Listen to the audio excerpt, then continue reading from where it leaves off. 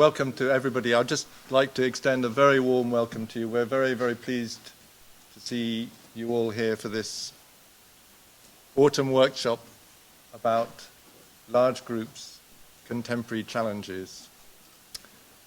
Large groups are a work in progress, and they're being worked on in a lot of different places in a lot of different ways.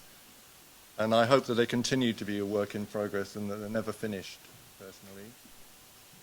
But this weekend, I hope we'll find out a bit about the forms that the large group is taking in different contexts and different ways in which people are able to think and communicate with one another in large groups. We've created a format this weekend for this workshop, which we sort of hoped when we conceived it would allow us to think possibly a bit about some of the relationships within GASi that preoccupy us within the management committee and I'm sure preoccupy members of the society. So maybe in the course of the weekend and the AGM tomorrow, we'll be able to think a bit about relations of membership and responsibility and accountability and all sorts of matters that affect a society like ours. Anyway, now Lindy is going to introduce the workshop. And I'm going to ask Carla to start by providing a bit of background to the topic. Good afternoon, dear colleagues. The idea of individual spreads throughout modernity and it's intermingled with its history and ideology. However, the shifts that late modernity underwent put the crowd phenomena as central to the social and political theorizing. The unconventional behavior and the potential threat of mobs and crowds has been recorded since ancient times. See Plato, the medieval dancing plagues, or the role of mobs in Coriolan. Nevertheless, only after the French Revolution, through the analysis of historians as Taine or Carlyle, it was possible to observe crowds as an isolating phenomenon. Though it was by the end of the 19th century, through the clashes between conservative and liberal forces, that popular movements found their strength. The interest triggered by collective demonstrations, the panic and the fear of crowd insurrections paved the way for the birth of the study of the crowd psychology as a psychological phenomenon. The contributions of Sigel, Tard, and Le Bon gave meaning to ideas and fears that were haunting liberal democracy and bourgeoisie matrices. The seduction of the crowd psychology was revealing the innermost feelings, especially the fear of annihilation in a changing world, which attributed to the crowds not only crime and frightening futures, but also unexpected psychological behavior. As Gerhard noted, on the 20th century, crises in political social life led the world to face new problems and radical shifts in the political thought. This period marked the eruption of new forms of collective life, a mass society, a mass man via Ortega y Gasset. Therefore, individuals were transformed into anonymous beings, and pressures to conform to a collective model resulted in the tendency towards homogenization. The Freudian mass psychology took psychoanalytic concepts as libido, unconscious, and identifications, as well narcissism, ego ideal, and illusions were fundamental to the understanding of mass phenomena in the 20th century. The malignity of the 19th century crowds left to the 20th not only the association between mass and power through Canetti, but also the urgency of controlling them. In the midst of the effervescent social-cultural context, the World War II erupted, and in England, at the Northfield Hospital, experiences with groups took place, as we discussed in the last GASi winter workshop. The experiments fostered the development of the group analytic work with small groups, social psychiatry, therapeutic communities, contributing as well to the development of the work with large groups in the 70s. The aftermath of the World War II was marked by fears that demagogic domination and manipulation of the masses could lead again to barbarism as postulated by Adorno and education after Auschwitz.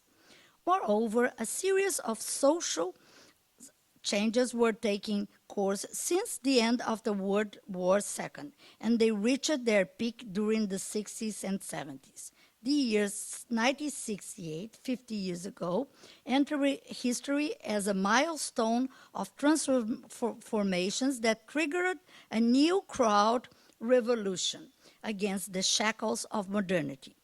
By that time, group analysis and the work with small groups had already consolidated a place in Britain and elsewhere. However, important shifts on theory and practice of psychoanalysis and group analysis were taking place. This is on the 70s. The investigation of pre-Oedipal configurations, the focus on psychotic anxieties, and defenses against them, as well as on personal and group regression, were revealing new theoretical and clinical problems. Group analysts grasped these conscious and unconscious claims, turning the attention to experiences in large groups. Some initiatives were taken before the publishing of Krieger's book. Through their lines, we observed a mixture of fear and fascination present in the group analytic matrix regarding the new group analytic tool. Contextualizing its emergency, it's possible to draw a parallel, an interplay between the development of the theory and practice with small groups and the certainties of modernity discourses with the new experimentations with large groups and the deconstructions that were taking place in the post-modern thinking. So I'm making a comparison with the certainties of modernities and the work with small groups and the period of deconstructions in philosophical thinking and the emergency of the work with large groups. According to Krieger, in the 70s, the place for large groups work was yet to be defined, but pioneering initiatives challenged group analysts to enlarge the circle between the chairs. Initially, Fuchs was not much enthusiastic about large groups, probably due to his biography. At the same time, Turquet provided seminal papers. The concept of oneness brought to large group theory some of the 20th century main concerns on group work, cohesion and homogeneity. Complementarity to it, Pat and Mari highlighted the idea of dialogue and citizenship fostered through koinonia, the shift from hate to dialogue to culture in large groups. The new experiences of large group settings were giving voice and space not only to collective resistance against the hazards from the past, but were also fostering new forms of democratic dialogue in the public space. Large groups were therefore providing a new antidote against individualism, mass culture, and the decrease of the public space, in a moment where the 70s claims were revolving the social unconscious of persons and their groupies. It was necessary to wait 28 years more to count on another book, Schneider and Weinberg, about large groups, general theory and practice. Though the work had matured, bringing successful experiences to different settings. In parallel, since the late 80s, Earl Hopper, through a shift from cohesion to incohesion processes, consolidated a fourth basic assumption, which shed light to traumatic experiences in the unconscious life of groups, fostering as well the dialectic between tripartite matrices. Although Patemare and his followers never ceased to maintain a koinonian influence, group analysis seems to maintain a sort of ambivalence regarding the creative potential of large groups.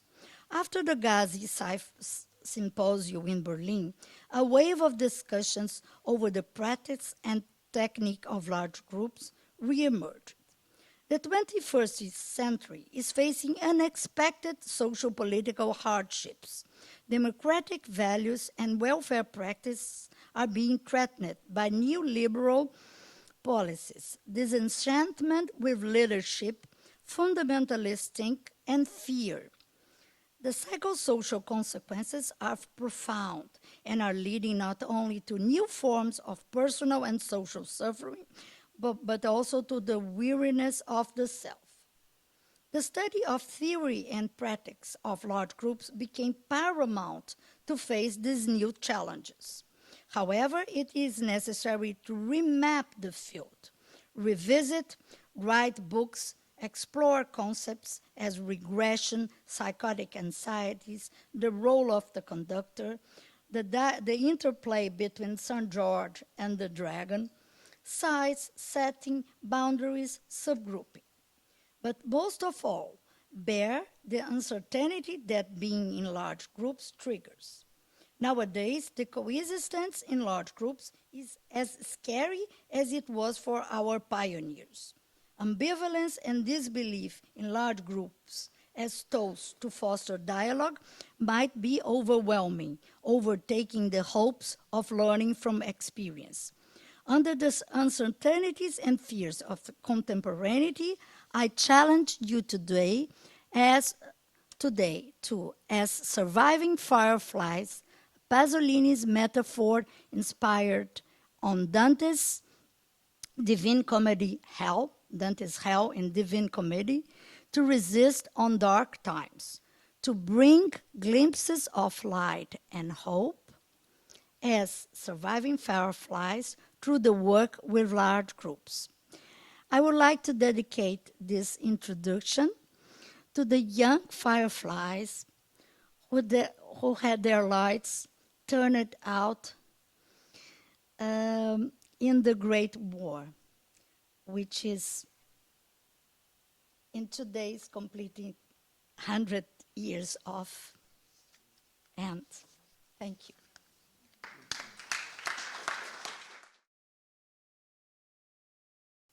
I'm just going to very briefly introduce Earl Hopper, who is our first speaker today, familiar to many of you. He is a psychoanalyst, group analyst, and an organizational consultant in private practice in London. He's a fellow of the British Psychoanalytic Society and an honorary member of the Institute of Group Analysis in the UK, an honorary member of the group our own society, and a distinguished fellow of the American Group Psychotherapy Association.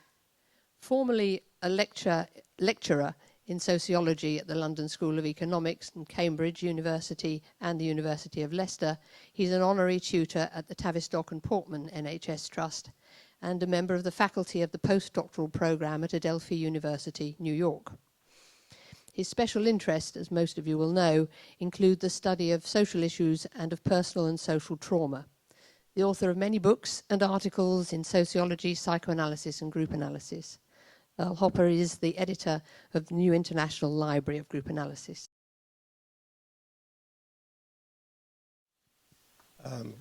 Good afternoon. I have about 25 minutes, which means if I smile one more time, I'm going to violate the boundaries, right? But anyway, nice to see you. My brief this morning, in terms of afternoon, well, is as far as I know, since we haven't discussed it among ourselves in any detail, is to flag up a few of my interests and concerns, which I think punctuate the study of large groups and their processes. This morning, reading the paper, having a second cup of coffee, I found myself reading and being preoccupied with and bringing with me now a number of topics which cannot easily be got rid of in one's mental state for a day. The armistice, which of course you've mentioned, Carla, coming down to this area, which I know pretty well for one reason or another, area of London, rough sleepers, which sometimes are hidden, wondering whether they constitute a large group or not. Well, they probably do in some locations. And then I was reading about the bar killing last night in California, which is a long way from where I was brought up, but nonetheless, I was thinking about the violence, the epidemic of violence, never-ending gun violence in the United States, and thinking, well, actually, was there a large group? Could you call that a large group in a bar setting, restaurant setting like that? I think it's an open question. The first thing that I want to do is remind you that, of my view, at any rate, that not all groupings are the same, and not all groupings should be called groups. By no means. A society is not a group, it's a society. And I want to start with that. My own approach to the study and conceptualization of groups and large groups is primarily that of one in terms of social systems theory. But I am also very influenced by the traditional psychoanalytical view, which says that a group is a collection of people. A collection of people is not the same as a group who have come to share the same similar ego ideals and superegos. So a group is a collection of individual persons who share in common the same similar ego ideals, superegos. Now, there's a question, important question that needs to be identified straight away. Not a question, I would say it's an assertion that a group, no matter how large, is not the same thing as an organization, for example, or a society. That's very important because it means that working with large groups does not necessarily give rise to insights into all large groupings in the universe. Now, it's a problem of numbers, of course. You all may have your own view. Certainly, people who get started in the study of large groups start to debate how many people comprise a large group. I think that the traditional literature would suggest, and I don't know that this is terribly helpful, that certainly if a small group is more than 3 and perhaps less than 32, a large group consists of more than 32 persons, perhaps leading to an infinite number of persons. As you know, there's a history to the discussion of the number of 32 from more or less experience, because they didn't, Pat DeMare said about 35, which many group analysts roughly agreed with. Since most of them didn't talk to anybody at the Tavistock or in the group relations movement, they seem not to know that Turkey held the view that 32 was the magic number. Why 32? Well, actually, he started with 16 because it was the number of people in a chess team. But under some pressure and debate, he accepted that it must be 2 teams. Otherwise, what would be the point of playing a game of chess? And it came to, therefore, 32. Now, if you all want to debate whether it's 32 or 35, let me say it's the kind of thing that people in our field do, but I think that we could give it a rest and say approximately, in the 30s. But dynamically, there's a reason for that. It's experientially based, and this idea of 32 people being 2 chess teams is not bad because it gives you a sense of a collective self and a collective other. I would add very quickly that it very much depends, and I think Teresa would agree, on the ecology of the meeting of this entity, depending on the audiovisual facilities and the size of the room and so on. It very much influences, for example, how many people you can hear, how many people you can see, and I think, therefore, how many people you can keep in mind. I believe, as I think would really be the case, and Gerhard, I know, will probably confirm this, as a former anthropologist, maybe still an anthropologist, is that large groups are, as such, are extremely rare in nature. They hardly exist really as large groups. They're not the same as tribes, for example, which are really kinds of societies with territory and so on. So they rarely exist. One of the reasons why we can't say what the upper limit of a large group is, and why we use this term infinity rather loosely, is that as the group increases in size, and this is largely an empirical research question, not a theoretical one, anxieties increase. It becomes harder to see people, harder to hear people, harder to be recognized in terms of who you were when you entered the group. So various kinds of anxieties increase pretty rapidly and pretty massively. Now, one of the things that happens is that interpersonal defenses against those anxieties give rise to role specialization and differentiation very quickly, which means that the large group turns into an organization unless the convener of the large group is extremely attentive to this particular tendency and tries to disrupt it.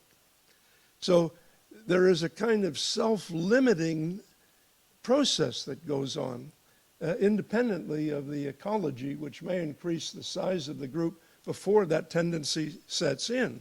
But that's one of the things that has to be addressed. Now, if the group doesn't organize in that way, become an organization, which means it's no longer a large group, it starts to fall apart. People start leaving, they go to the loo and don't return, or they see out the first large group, but they don't come back later. There are various things. Leaving the group is a kind of parallel process to bureaucratizing the group. These are social defenses against anxiety. However, there are some natural large groups, sort of natural, sort of. It seems to me, in my experience, this is, I think, probably right, but they tend to be sort of transitional, like wards in hospitals, which is really where a lot of the work with large groups began. Teams, larger teams, which are transitory. The membership sometimes changes. These, I think, can be seen as large groups. They show a lot of the large group dynamics. In my lifetime, I've worked in neighborhoods, especially in the area of community psychiatry, race relations, and conflict resolution. You can work with a whole neighborhood, particularly when there's a crisis or a disaster. That's something like a large group. People return to their homes. They return to their ways of life, which may not have much to do with one another. Small villages have this quality. But again, I would say a small village starts to move into a different kind of entity. Now, what would be the purpose of working with these with large groups and these entities? Usually, we say dynamic administration. Everybody here knows what that means. I would simply add to it that dynamic administration almost always is oriented to the management of the situation. The members of large groupings are not the ones who say, let's do some dynamic administration. What they do is they complain about not being heard, or dues being too great, or the room being too hot. It's management and all of their interests within management committees that really determine the structure of dynamic administration. But large groups are extremely useful for doing dynamic administration. There are a couple of other things I think we probably know. They're very good for certain kinds of disaster work, post-disaster work, and trying to bring some collective healing to the situation. I think that there are also various kinds of as I say, conflict resolution, both chronic and acute, like race relations or a specific conflict that occurs in a neighborhood. But most of us, when we study large groups, don't mean these groupings in situ. We mean constructed large groups in which people, depending on what the purpose is, sit around in circles, one or more, are their chairs are arranged in spirals, in a spiral. These are constructed large groups, and obviously they're constructed for a purpose. What are some of the purposes? It seems to me that, first of all, for some conditions which we don't really have good classifications for, nosology of, they are very useful for therapeutic purposes. But the diagnosis of the particular conditions is still under negotiation. For example, even extreme conditions like survivor syndrome, following, let's say, Nazi persecution, experiences in concentration and death camps, and the transmission of the psychopathology that followed, can sometimes, in conditions of great safety, be explored in a large group setting where the very dynamic of the persecution occurred.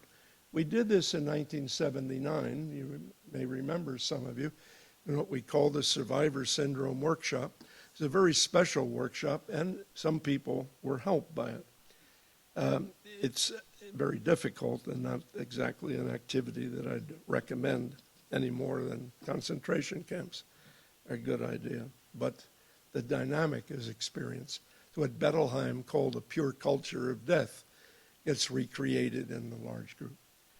There are other conditions which are time-warped, people who necessarily have had generationally specific problems and want to communicate across generations or across a multitude of ethnic groups, classes, who may be brought together in a particular construction.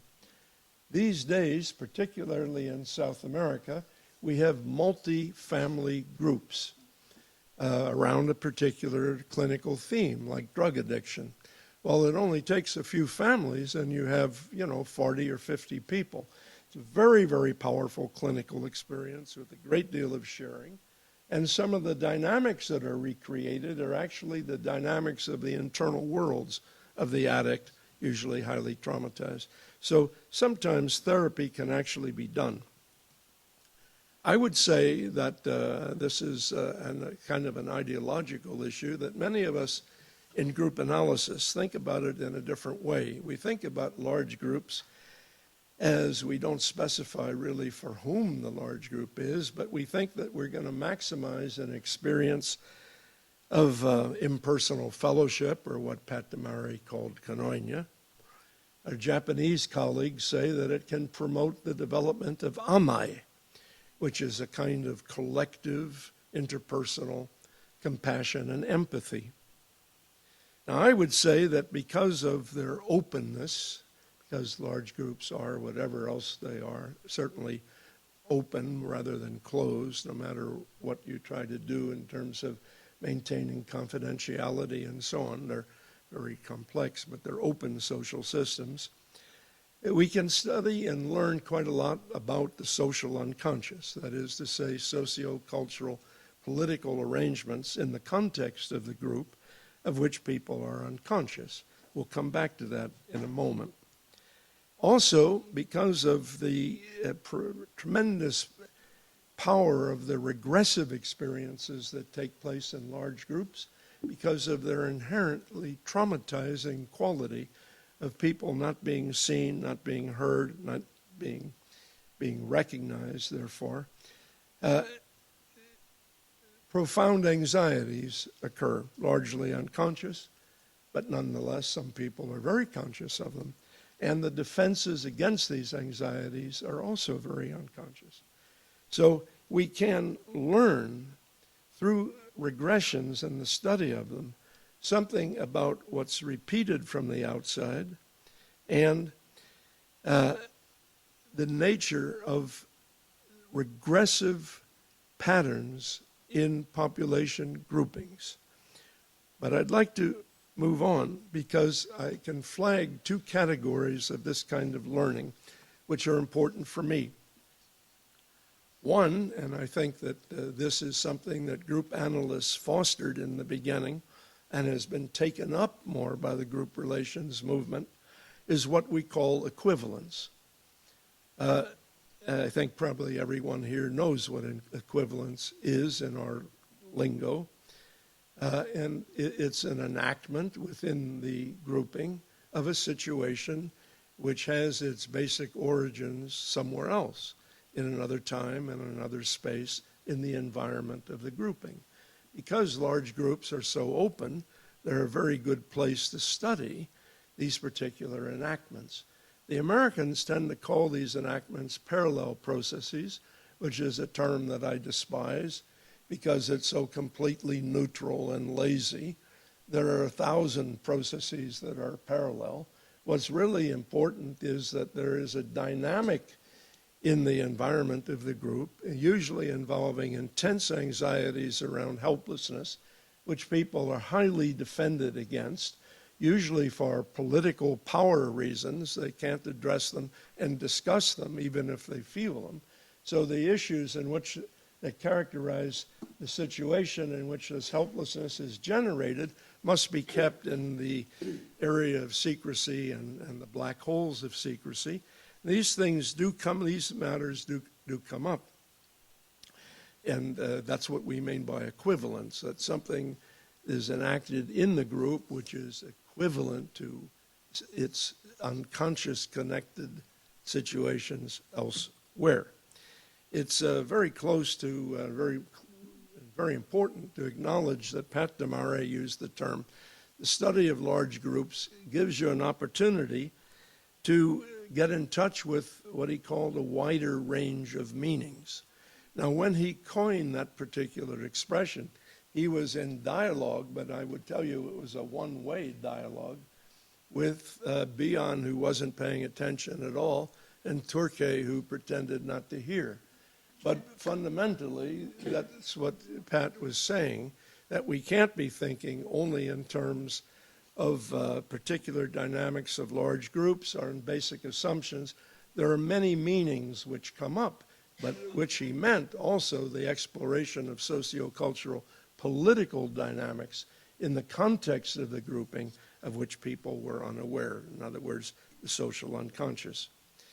Now, I think that in terms of equivalence, one of the things which I just flag up is that there are plays within plays, and I'll return to this in a moment. One of the great things about a large group is you sometimes don't realize it until, in retrospect, you can dream about it, if you like, or it becomes clear later on.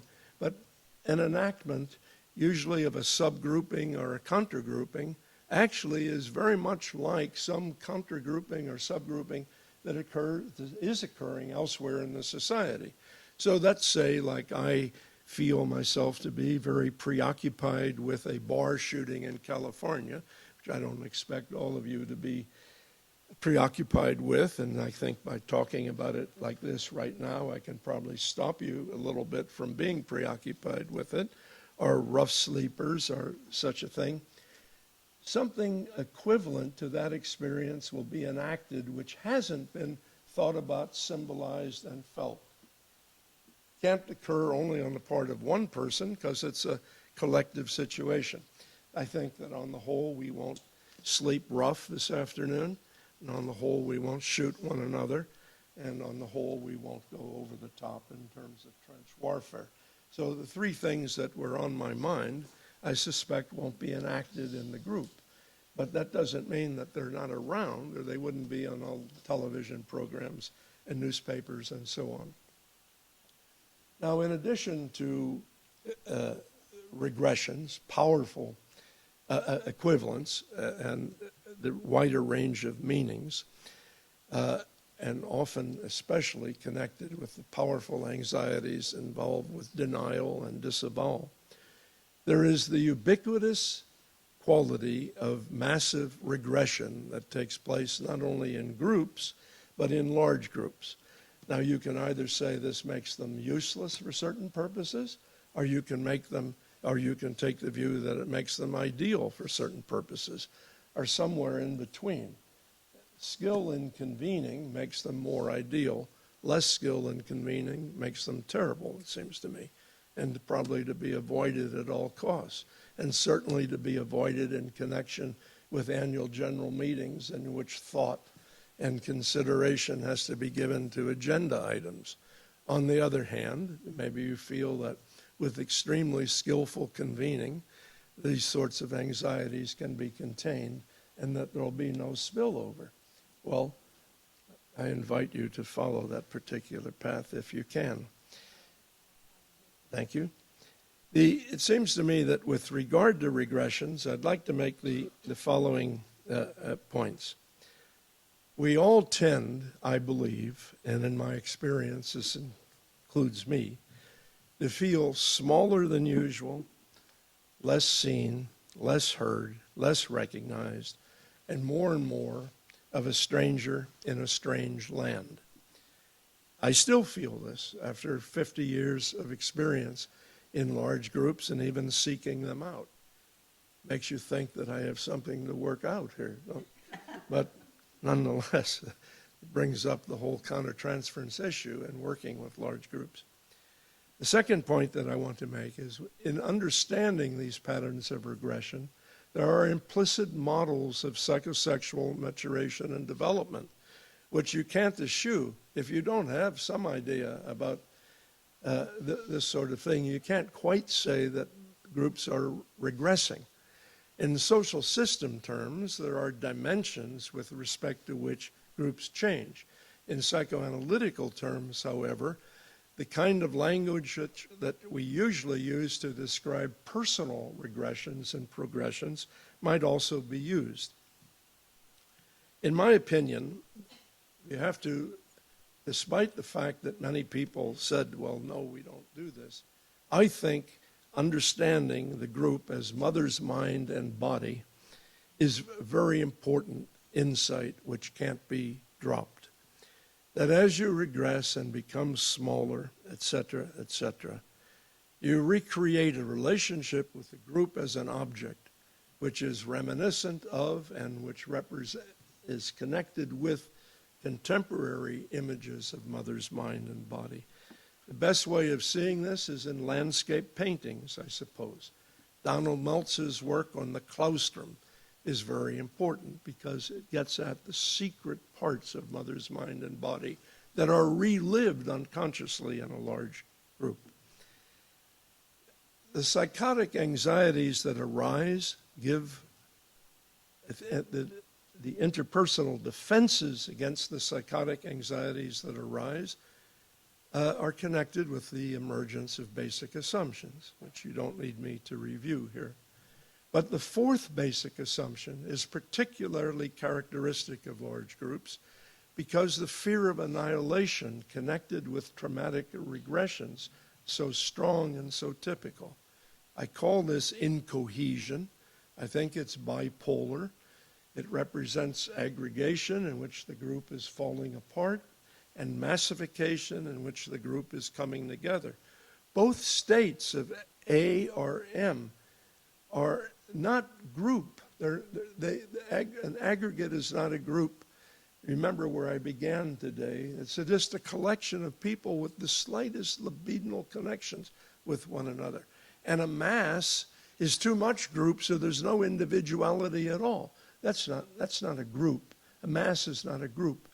So the phenomenology of the fear of annihilation, which is a psychotic anxiety, gets expressed in the fourth basic assumption, called incohesion, in which groups seem to oscillate between just about falling apart, and maybe they will, into a handful of gravel, human gravel, or they start clinging together in which there are no persons left. Now, these are unconscious processes. I am is unconscious, just as dependency is, and pairing and flight. You don't always know it's there until somebody says it. And old hands, old soldiers like us, we know about it, so we quickly see it, and we almost stop it from happening. Or actually, we drive it underground. Now, the final point that I would make is that in all basic assumptions, but particularly in I am, there is a valence or role suction for particular kinds of archetypical roles. I want to introduce again this concept of archetype, which in my form of psychoanalysis and largely in group analysis today, we've moved away from. We've lost, I think, something very precious in Jungian thinking. Because what happens when psychotic anxieties are so strong, the study of large group processes helps us understand something about the collective unconscious, which is a genotypical species-based formation. The expression of these particular tendencies varies from society to society and culture to culture. So the phenotype of basic assumption is an indication of what's relevant in the social unconscious. So you can study a society through the phenotypical manifestations of a basic assumption, which, because it's rooted in psychotic anxieties, is a genotypical expression. All over the world, wherever you go, you find basic assumption processes, including incohesion. And that's because it's virtually a species-based phenomenon that becomes very intense, particularly under trauma pressures. But its expression, its manifestation, comes out in terms of phenotypical connections with the social unconscious. So if we had more time and more space, it would be great to study the particular roles that typify different basic assumptions, and above all, the way individual people, in terms of their personal matrices, find themselves feeling very vulnerable to particular roles. And they're the ones who enact these roles and interpret them. They interpret them in terms of their own personalities, not the role requirements.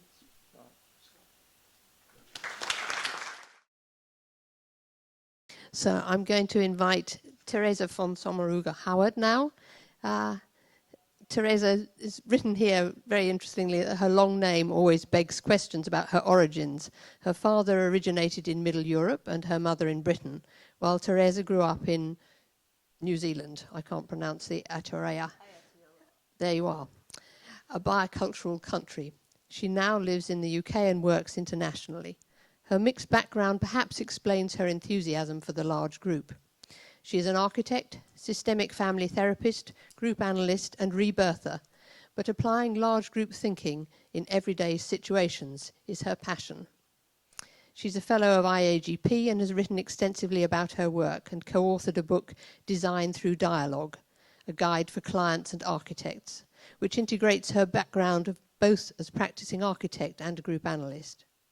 Recently, she developed a 2-year series of connected workshops creating large group dialogue in organizations and society for people from any discipline, which is due to start in January.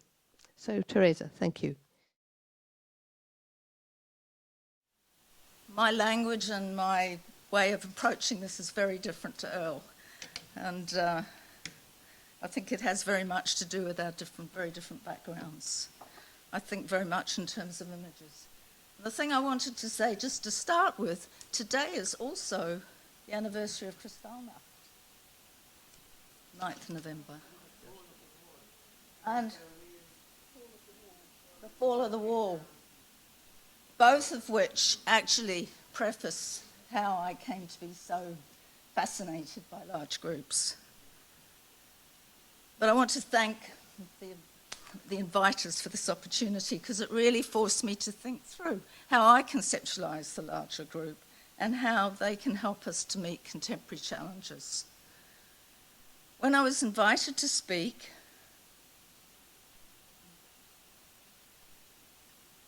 I was suggested that I speak about de Marais' tradition, and that's what I'm going to do. And looking back over 30 years of conducting larger groups all over the world, I realised that I've had experience that Patrick did not have. My work is a development of his tradition. In contrast to the more usual one-off events of large groups, almost all the groups I conduct are ongoing groups. I've also used the thinking in management and community work. It's this experience that led me to develop this ongoing training, which Lindy spoke to you about. So what is the de Marais tradition? As a long-term member of the Wednesday Large Group,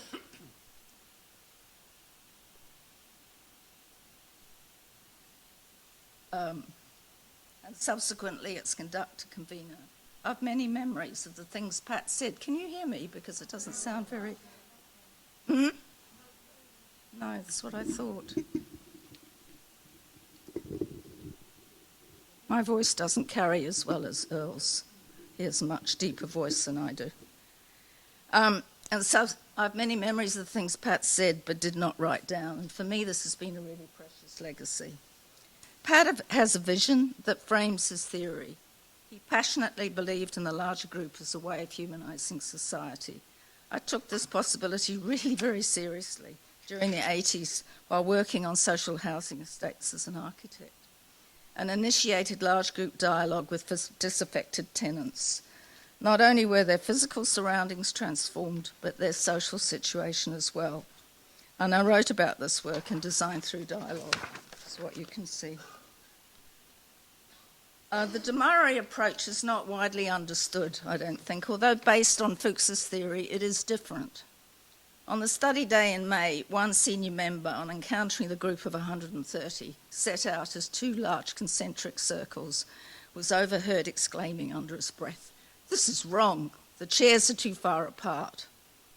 I'm wondering if it's wrong or just a different set of assumptions. Learning to speak up across the open space is a way of becoming a citizen with a voice. I sense that Pat's early life experiences put him in touch with how profoundly prevailing cultures influence us. And it's this idea that influences theory. And I think it's this idea that drew me to large group theory, given the many cultures that I have in my DNA in a way. He often used to say, it's not the individual who's unconscious, but the culture that does not allow the thought to be voiced. I think this is a really important idea because when you move from one culture to another, sometimes it's really difficult to think of something you thought when you were there. As an 11-year-old, he was sent to what he described as a mini concentration camp or boarding school. In his 20s, he worked in a World War II Army exhaustion centre behind the front line in Normandy, treating soldiers suffering from combat fatigue. Apart from witnessing the horror of war, he would have been aware of the official line that British soldiers were malingering to get away from the fighting. Comparisons were made with German soldiers who appeared not to succumb to battle fatigue. British thinking then was that German soldiers were influenced by Nazi propaganda, that Germany faced total annihilation and were fighting for their very existence. Later it was thought that the concept of battle fatigue couldn't exist in the Nazi mindset.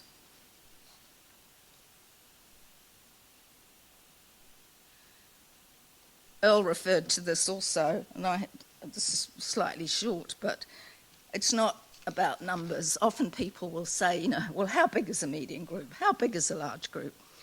And Pat did have his ideas and ascribed qualities, particular qualities arising from their size. Not everyone agrees, but I've noticed that participants often remark on how daunting it feels to enter a room with a big circle of chairs and hanker after the small group. My experience is that it's a continuum from small to large, where the size of the circle and the experience of the participants influences what emerges. One person's large group is another person's medium group, and that's been very much my experience conducting quite small large groups and even big small groups in Australia and New Zealand where they don't have a particular culture of this kind of meeting. It takes time. It's also a question of what is in the foreground of our attention. In larger groups, cultural assumptions tend to emerge first, while the family of origin emerges more prominently in the small group. It's a matter of emphasis and time. It also depends on where the conductor places her attention, how she understands what's happening, and what role she's seen to represent. In a classroom-sized group, she might be unconsciously seen as a teacher, while in a very large group as a president or government official. There's much more to be said about that in terms of conducting. I had to keep this very tight. But one of the things I've been thinking about a lot is that Dalem Gardens, which is the home of the Group Analytics Society and the Institute, is an old house. Its physical structure does not lend itself to anything other than a small group easily. When we try to have a large group there, we use 2 living rooms uncomfortably kind of squashed together. There is really a circle, just a kind of squash, as I've said. And I think the squash influences how large groups are imagined in the group analytic community.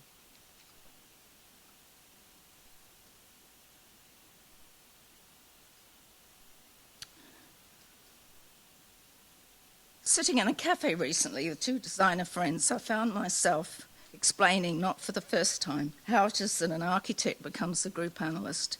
It was through this conversation that I began to understand how my experience of designing and constructing buildings has led me to view the larger group as a place where a unique form of creativity can emerge. It's a place where new thoughts can be thought beyond the washing machine of the usual binary oppositions. It's here that I believe the larger group can help us to meet contemporary challenges. When designing a building, the initial process of coping with competing needs, legislation, site constraints and dreams feels chaotic, but I've learnt that by staying with this inevitable muddle, something quite new emerges that's never been thought before, a new form. Every designer knows this, but to get there means coping with a lot of tension, confusion, and not knowing.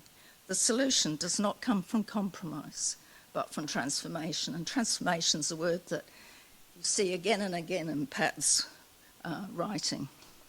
In Paul Klee's conjuring trick, which is here, 2 figures appear to float in dialogue. Klee is exploring the relationship between opposites, portraying them in delicate, momentarily balance as he tries to reconcile them. The whole is supported by the frame of their relationship, represented by the deepening red to brown border around the edge of the painting. Carl Jung referred to the transcendent function, or the confrontation of 2 positions that generate a tension charged with energy that creates a living third thing, not a logical stillbirth, but a movement out of sustension between the opposites, a living birth that leads to a new level of being, a new situation. Early in the design process for a church in Pacific Palisades, California, the parishioners held very strong and apparently irreconcilable preferences. Some wanted a simple parish church, others wanted a noble, almost cathedral-like space. Intimate seating in the half round, but also a traditional sanctuary, connections to the outdoors through plentiful use of glass, but others concerned about good acoustics for their new organ, argued for hard, heavy surfaces and no glass, and so on. The architects contained these differences to find a path to the unexpected and remarkable. In the final design, 7 rows of seating and a half ellipse created intimacy, while a modified Latin cross roof provided a grand space. Hipped roofs, starting low at the eaves, rose to a cruciform in the centre. A lofty space was formed inside, while the church looks modest from the outside and easily slips into the surrounding neighbourhood, as you can see from the images.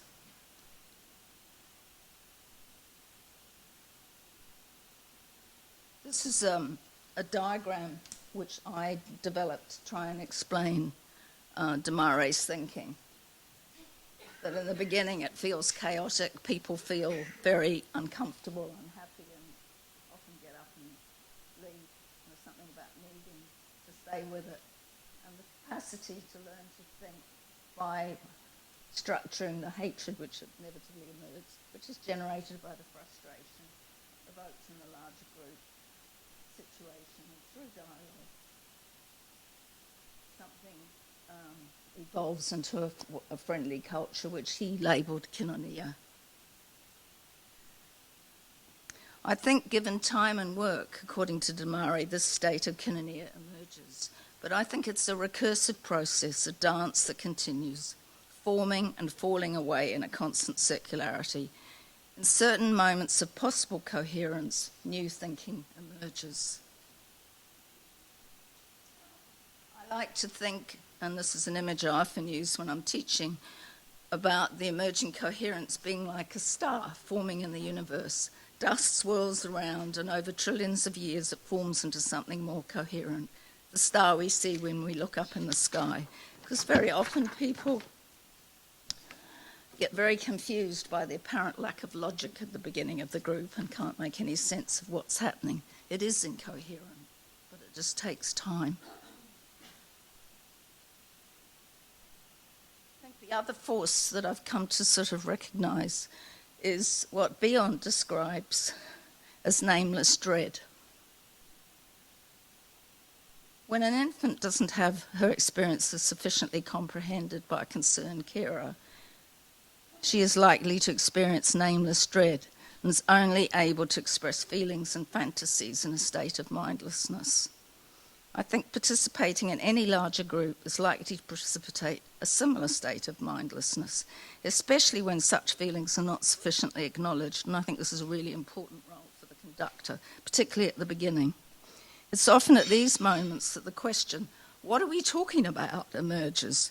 As Beyond explains, it's only when we can tolerate the discomfort of not understanding, sort out the nature of the experiences, digest them mentally and give them meaning, that we can be a thinker, not only as a container of feelings, but also as a mind that holds thoughts sufficiently to engage in dialogue.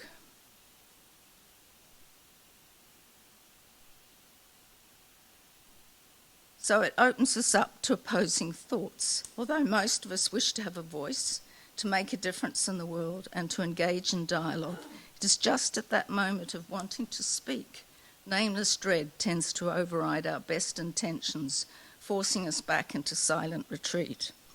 It's here where we see the difficulty of finding a voice in the larger group, reflecting the difficulty of personally facing what is happening in our world.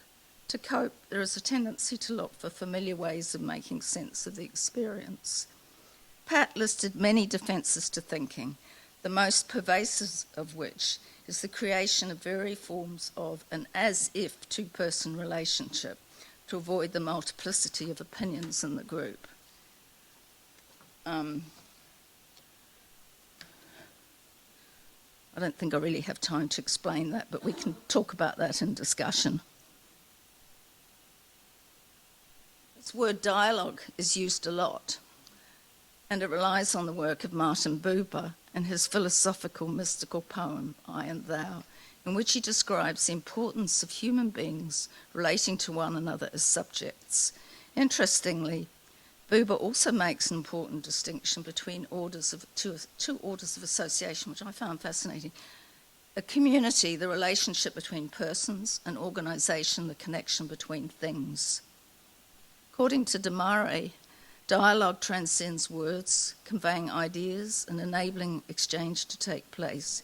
He thought of it as the hallmark of humanity, as an a priori form of currency, a skill that has to be learnt like a language, and necessary if humans are to survive human mismanagement in addition to nature.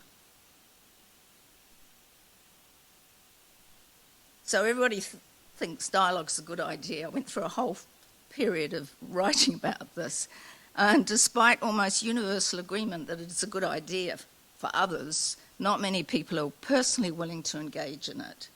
The belief often is that just talking achieves nothing. It's actually not unusual.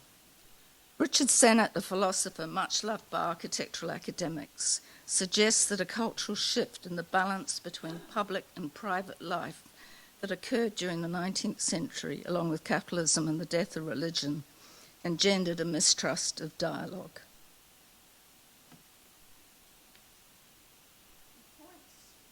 To a shift between what he called silent spectatorship and rowdy participation. It was then that silent spectatorship replaced rowdy participation. This was reflected architecturally when the great opera houses were built. There's one picture of Bayreuth's opera house, and this is, as you can see, is the reconstruction of the Globe, which is a very active and participatory form of theatre. And he draws attention to how the form of churches and religious places changed, where religion became a spectatorship rather than something that everybody engaged in. And he suggests that public encounters have increasingly become a matter of social obligation, where exchange with strangers is at best seen as formal, dry and phony, and at worst are seen as threatening figures, the strangers to be avoided. Meanwhile, private life has become an end in itself, to be protected and isolated from the harsh realities of the social world. Sennett also describes how middle-class audiences began to pride themselves in restraining their emotions to differentiate themselves from the working class. They were respectable and respectful, in contrast to the old primitive spontaneity. So, for dialogue to have any chance, there needs to be an intention and a belief that it's possible. In my experience, this belief has to be held by the conductor-convener. And of course, you've got this idea about hate being generated, and larger groups are inevitably frustrating and engender hatred, but this definitely does not mean expressing raw aggression. This is a saying from Mahatma Gandhi, which kind of transmits in a more simple form what Pat explained about how this happens, about hatred as psychic energy that needs to be transformed. Pat talked a lot about the plague of mindlessness and the importance of using this energy that could be expressed as hatred for thinking as a prerequisite for managing dialogue. In Greek, hate also means grief, reminding us that this is tough stuff and takes some learning. As he suggests, the question is how to foster a culture that enables thoughtfulness and creativity to transform hate into a more negotiable currency. It needs an alchemical vessel, both imaginal and physical, to contain the inevitable confusion and pain. But by sticking with it, members will make a key discovery. They will notice that the climate is changing, and it is their interventions that are changing. This is really important, that people realise that by speaking about what's going on for them, something shifts around them. Just as both psychoanalysis and Marxism are creative critical theories concerned with discovering hidden power structures, so too is the larger group. From this point, it becomes a unique place, not only for providing the possibility of investigating social reality, but also for gaining social knowledge about what their reality is. Just now, we are facing increasing fragmentation in our institutions. The larger group enables us to recognise this splitting and its destructive consequences, and to think through new alternatives. It also gives us an opportunity to investigate the rules or assumptions that led to this fragmentation to prevail. Such questions as, why is it that our public sector was divided into purchasers and providers? What is value for money actually? What is truth? What is fake news? Can all be asked, and in asking them we can begin to discover how our society shapes our thinking. It is by putting our minds together in this way that emancipation becomes possible. And Pat described two forms of emancipation that I think are really important. One was the sort of unique individual self, or idio, as he described it, from idiotic and idiosyncratic, and gaining outsight, and this is into the culture rather than insight into our intrapsychic processes. Foucault suggested that without knowledge there is no power. Interestingly, he described two forms of power. One that is obvious, embodied in the law, consisting of prohibitions and taboos, thou shalt not. The second is less obvious, as it does not rely on punishment, but is a more subtle form of control and insidious. It relies on a technique of normalization achieved by establishing binary oppositions, where the implication is that there is an established norm that dominates the opposite, that is then defined as deviation. The question then is how to retain freedom when official ideology celebrates one section of society while patronising another.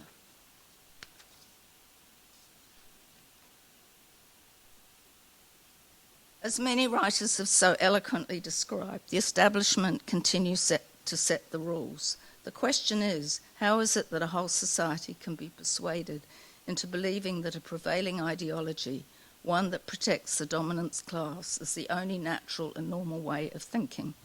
It's interesting to remember Richard Sennett's observation about the way the middle class dominated the cultural mores of the 19th century, and I think continue to do so, just by behaving in a particular way. In a larger group I recently conducted, one person angrily exclaimed, "The rich have no barriers. They can move their money about at will. The poor have to negotiate barriers all the time, just to earn money." It was so clear and yet so simple.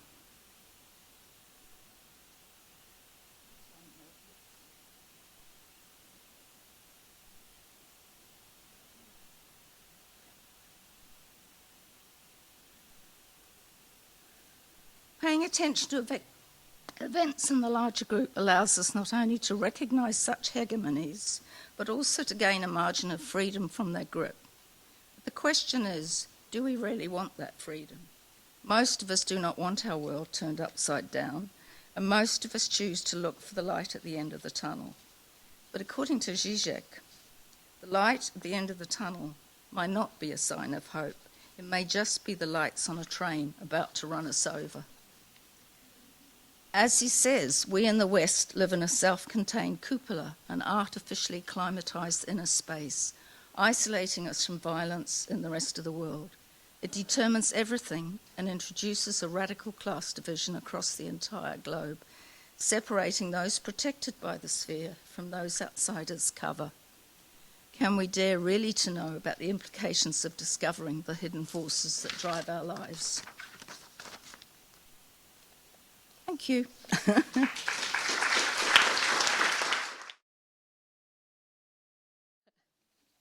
So I invite Gerhard as our last speaker this afternoon. Gerhard's a renowned large group conductor and organisational consultancy. He's an associate of Ashbridge Business School, an honorary fellow of the Royal College of General Practitioners in London, and a fellow of the International Association for Group Psychotherapy and Group Processes, IAGP. He's the author of The Art of Group Analysis in Organisations and How to Be a Good Enough GP. Gerhard also co-authored the influential book Living Leadership, a practical guide for ordinary heroes, and co-wrote Breaking Free of Bonkers, How to Lead in Today's Crazy World of Organisations. So, Gerhard. Thank you very much. The written text I have here is called Large Groups as a Form of Community Ritual.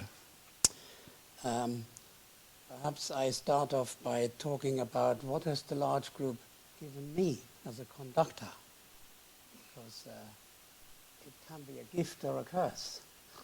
To me it has been a gift. Why has it been a gift?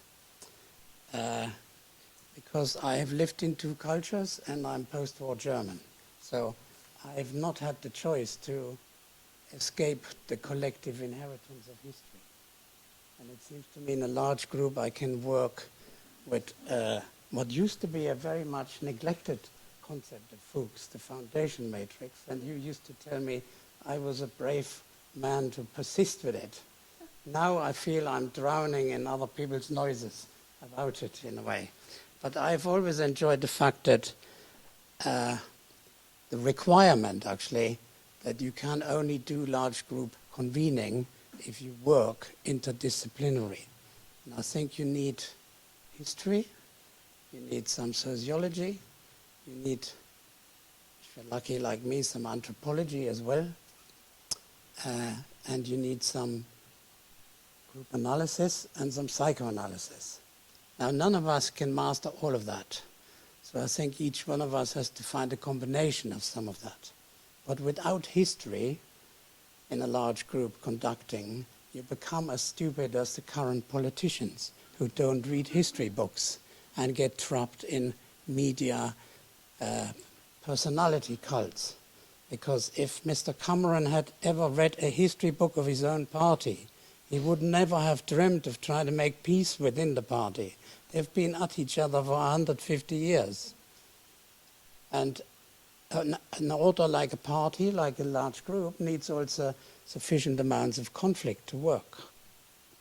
That's one thing. The second thing is, as I was listening, I think I began to change what I was saying a little bit, because I think we need to also think about the context in which we do large groups. And in theoretical terms, looking at this interdisciplinary menu I've made, we live in a sort of neurotic age, and partly we 68 people are to blame for it, because our reaction to the Second World War was anti-authoritarianism. So actually we couldn't stand the idea that society exists before I'm born and it will go on existing very well without me when I'm dead. And that, therefore, social structures have a determining influence, an enabling one and a limiting one, on what we can do at any one moment as a member of a large group, as a subgroup member of a large group, or as a convener.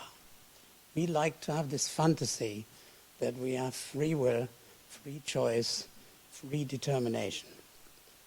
And I think the large group teaches every member, including the convener, each time you sit together, that this is a fantasy, that you are actually in a...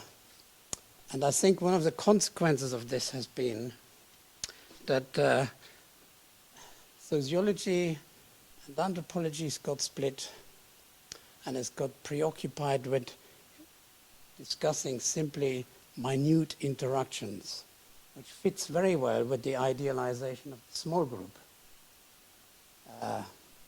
And one of my big themes, those of you who have read something I've written, is that I think the triannual symposia exist in order to reassure ourselves, thank God that large group is over and I can go back to my good, wonderful small group work.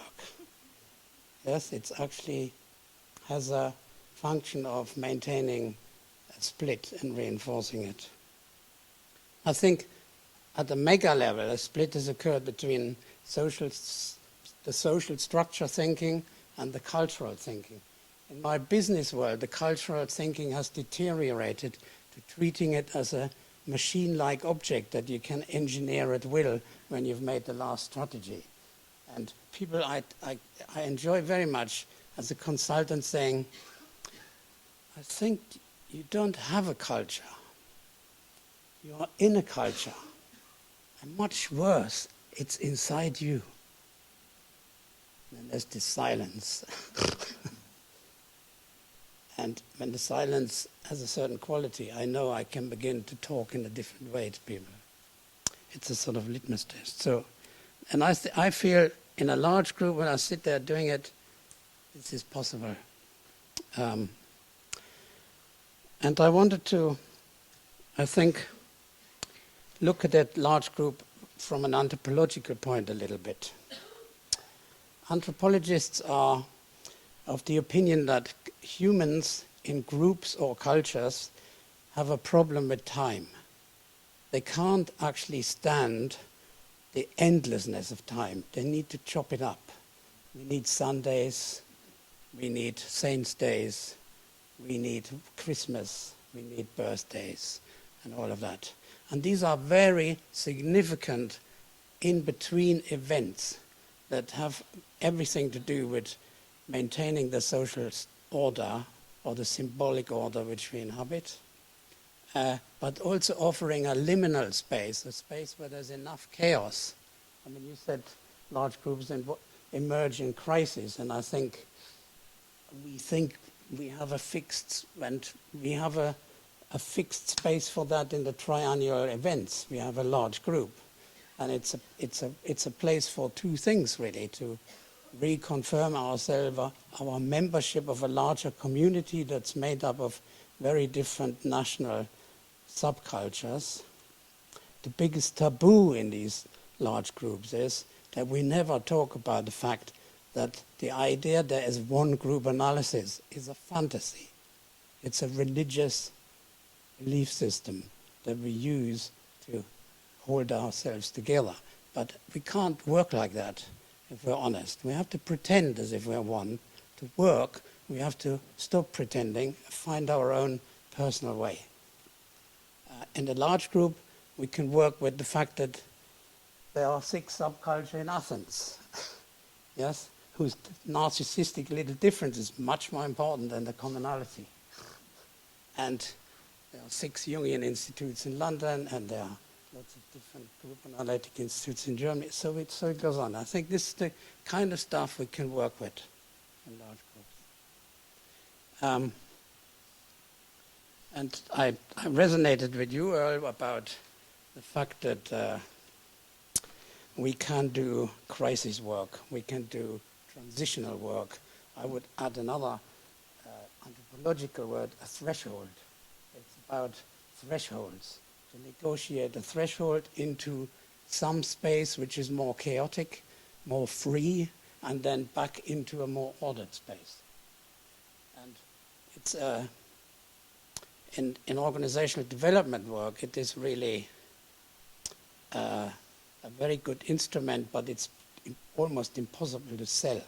It's very hard to sell. I'm often exposed to this fantasy that don't they want group analysis there? I've never sold group analysis in my life. It's impossible in an organization. They can buy me and my group analytic thinking, but I mustn't be too upfront about it because people don't know what it is. And before I've explained it, the job is, I've lost the job. But they do benefit from large groups. So one of the things, if you work organizationally, I think the first thing is to find a name for it with the people. They must own the title. So in engineering companies, it's called open space technology. It's not the group analysis that gets them there, it's the technology word. So we need a bit of Pavlov, really. I mean, I resonate with some of your stuff because I've accompanied the first 5 post-war synagogues in West Germany that was built again. And each time we had literally perpetrators, victims, bystanders on the building site, in the Jewish community, and in the architecture office. Each time. And then when they could do it themselves, I got out. So I think the other thing is, if you work with it in organizations, you have to see yourself as a transitional object on behalf of the community. I would go very far, actually. The use of large groups is to help an organization, or even GASi, to remind itself that it has a higher moral symbolic order of the whole into which the subgroups come to meet. And actually, the terror of meeting across the subgroups, we don't write about that. It's incredible. And it's full of, I find a book by Mary Douglas, Purity and Danger. It's an old anthropological book, very, very important. And it's all about the fact that across social boundaries, people have a fear of being polluted and of being swallowed up. This is part of every single organization that I know. And I think, so for instance, when I do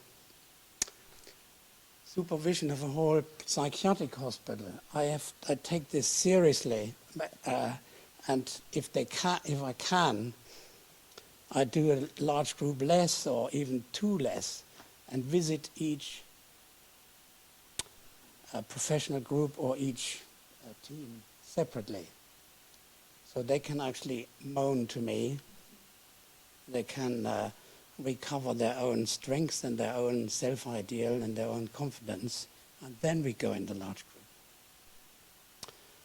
And then actually there will only be a brief time of the large group massifying against the leader or against the evil outsiders, and they recover their wits and begin to open up the subgroup boundary and have dialogue across the organization.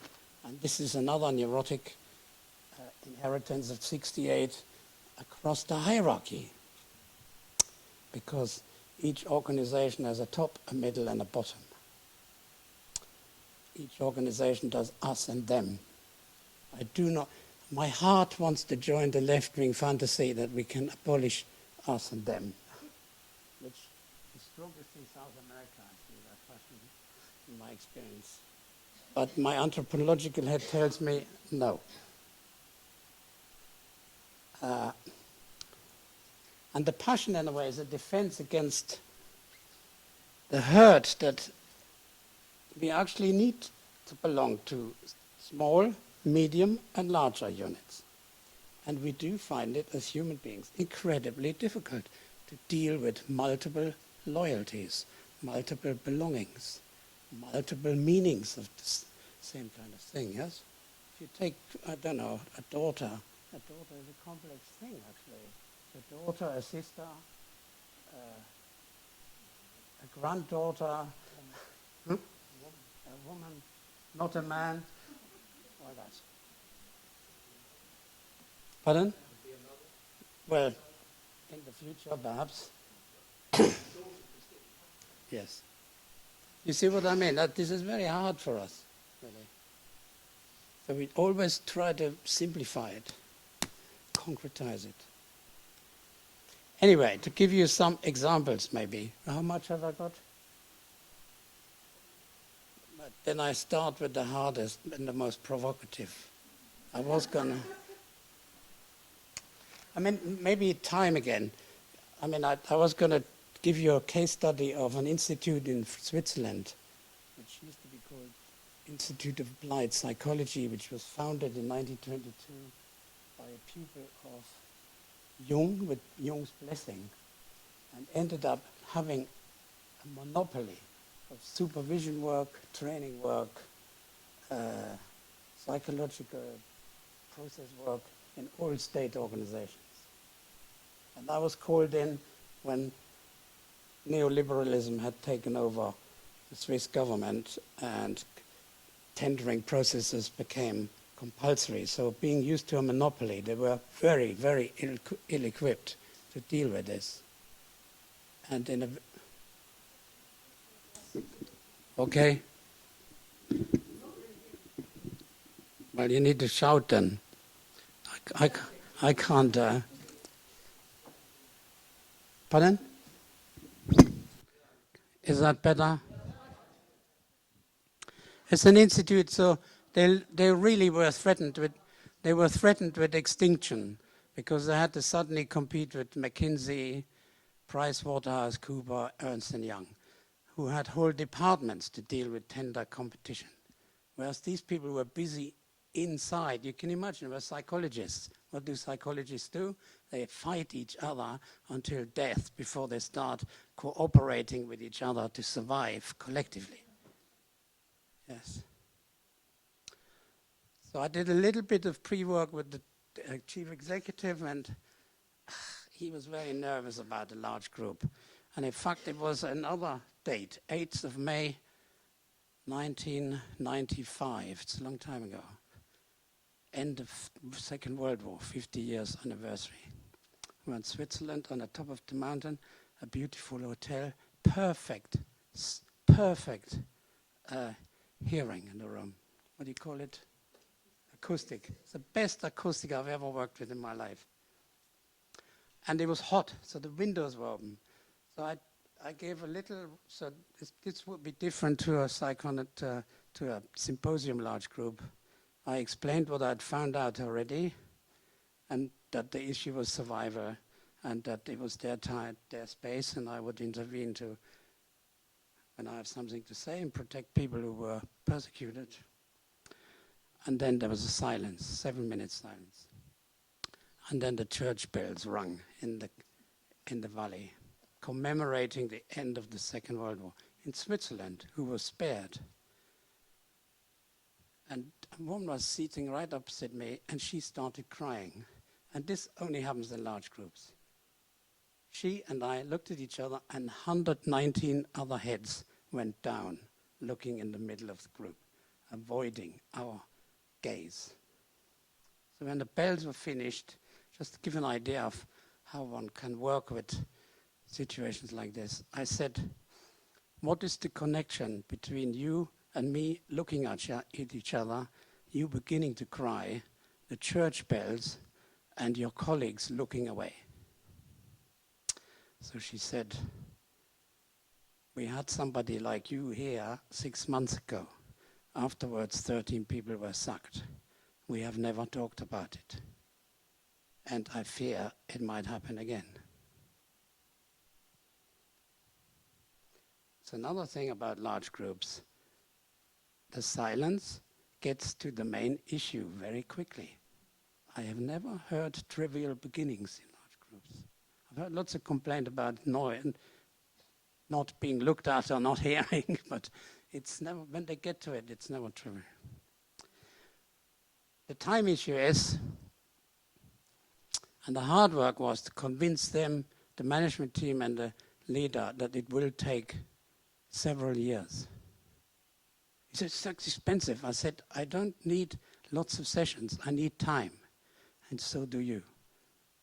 Because the minimum change of anything is 18 months. It's how long a child takes to learn to speak and to walk. I really believe that. And it took 8 years.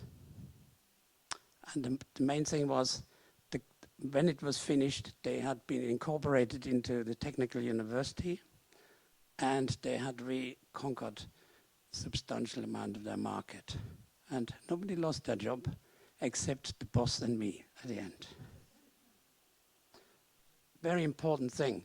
You do not get the proper ending as a large group conductor. You get put away like the teddy bear, in case they might need you again. That's the good news. Anyway. I wanted to say a few things about symposias and large groups, because I feel one doesn't get through, really. So that we have to look at the large group as, in my view, I said it at the end in Berlin, this is the community meeting of GASi. That is its main function. Stop looking for small group dialogue. You won't get it. If you're lucky, you'll get more dialogue, because I've done it twice. Once flat Earth, and once in Copenhagen, where we had a courageous committee who actually, and I was the treasurer, Gerhard, you and me, we took financial risk. We built a setting that is appropriate for the numbers we have. It was like a tennis court. People could hear each other and see each other. And there was a lot more dialogue and thinking together. But on the flat Earth, what is the first thing happened to me? I stood up because of that. I said very clearly, my experience is over 100, they want to at least see and hear the conductor. That's why I'm standing up. The first thing is I got a missile from a traditionalist. But there was a young man who I will never forget. After an hour, he stood up, he said, what I'm learning is group analysis, proper group analysis is done sitting down. Improper group analysis is done standing up. So I think it is a work in progress, actually. And there's work to be done. And I think we should also grasp the nettle of stopping to think that any small group conductor can do large groups. There's a problem with how we could appoint the large group conductors at the symposia. And we were talking about it last night. What's wrong with experimenting? We've had one conductor, we had 3 conductors, we had 2 conductors, we haven't had 4 conductors. Well, should is not the word I would choose, That's a bit Germanic.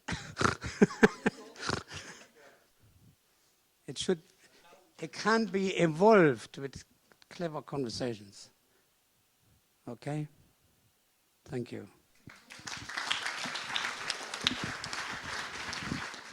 Thank you, Gerhard.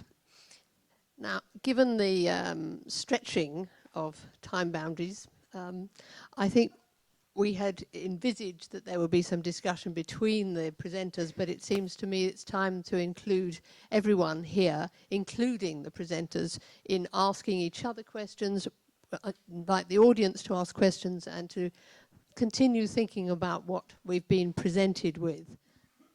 I just wanted to...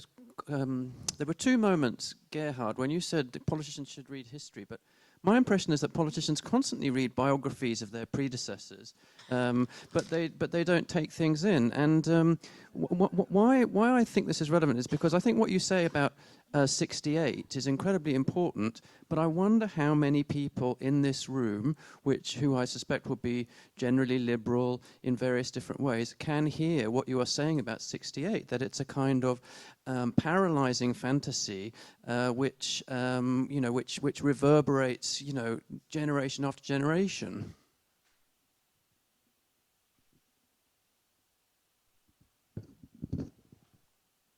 Hello. The most important thing is you strike me as younger than me, and the next generation has to hear it and then do something with it. I actually think I've written with my German partner a book about generations as one of the hidden motors of history. And it's the tension between the generations, what they inherit and what they do with it, and what they add and what they change and what they adapt.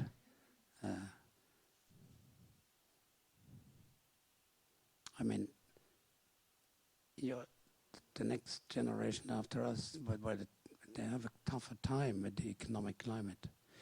So it's tougher to be as free as we were privileged to be.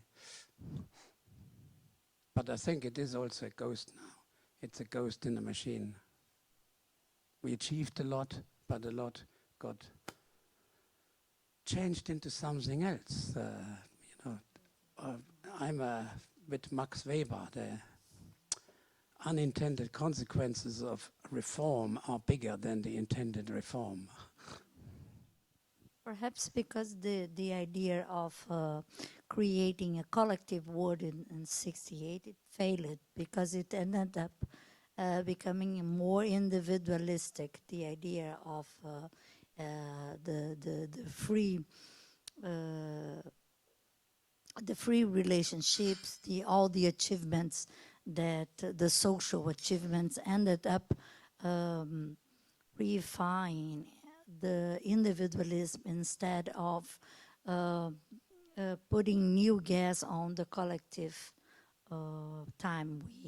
Before the first half of with the two wars, we had much of collective life in wars. People were forced to live as a group or as a groupings, or which name we would like to choose. So I think this turning point was very, very important, and especially because large groups the work with large groups started exactly in this moment of this fantasy. But it's interesting when you talk about May 68. I think we probably all have more very different associations to it. Because for me, it was about this next generation after the war in Germany saying, well, what did you do during the war, to their parents and teachers? And for me, that seemed really key. But that's not what you were thinking, I think. I think that is the question we asked, and it was the wrong question. Okay. Definitely the wrong question. Since trauma theory, we know that it was the wrong question. Yeah. We should have asked, what on earth happened to you when this system took over? Yeah. Yes, because we are ascribing the individuals within that system too much power to personally be responsible for the whole thing. That doesn't mean there was no individual responsibility, but I think it's... That question about the culture that was created. But 68 was also very different. I experienced it in 3 countries. Denmark, there was about sex and drugs, and having even more freedom. In Germany, it was a desperate political struggle to get rid of the Nazis and to ask this question. In England, it was a bit political, but actually the bigger change was cultural and rock and roll. That even had a powerful impact on the Eastern Bloc. I just wanted to talk also to the 68. I was a student then, and I agree with totally what you say, Gerhard, about the mistaken way of wanting to get rid of authority, but I think the questioning of the kind of Nazi following rules authority was incredibly important. And I think nowadays we are exactly there. We are in the rule obeying atmosphere again, and we really need to rekindle the thinking about it.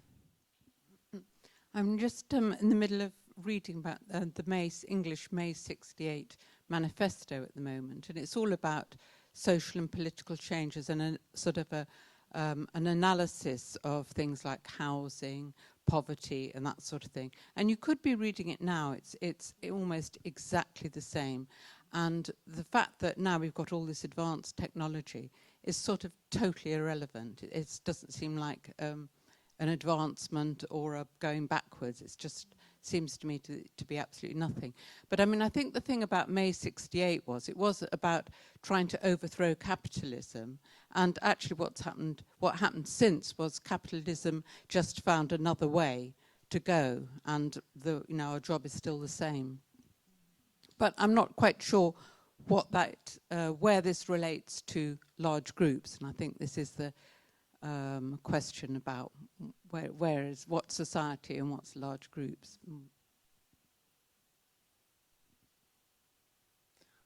I